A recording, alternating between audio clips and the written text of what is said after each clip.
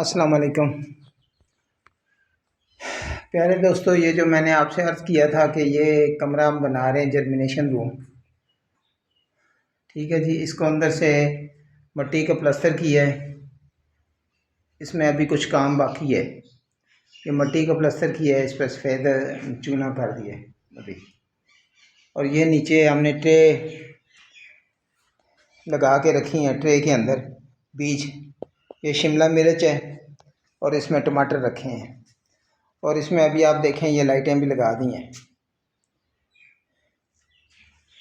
ये दो हिस्से इसमें रेड लाइट लगाई है जी, एक हिस्सा ब्लू और एक हिस्सा सनलाइट का है टोटल।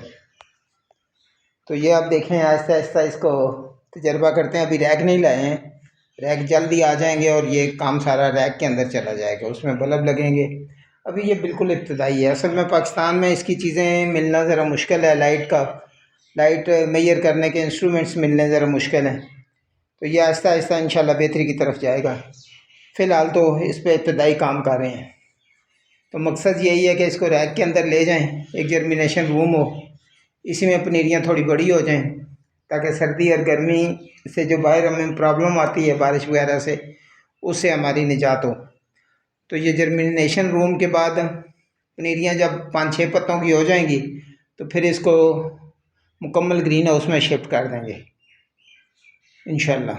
तो ये अंदर टेम्परेचर भी बाहर की निस्बत 4-1 डिग्री का फ़र्क रहता है। बाहर इस वक्त 35 है, तो अंदर इस वक्त 30.4 है। और बाहर इस वक्त नमी जो है 45 डिग्री है, 45% है। अंदर जो है वो 90% है, 90-95% रहती है। तो जर्मिनेशन के लिए ये आइडियल माहौल है। अल्लाह करे ये लाइट का हमारा ये तजर्बा कामयाब हो, ताकि हम बेहतरीन क्वालिटी की पनीरियाँ अपने कस्टमर्स को, अपने दोस्तों को प्रोवाइड कर सकें। बहुत शुक्रिया जी। अस्सलाम वालेकुम।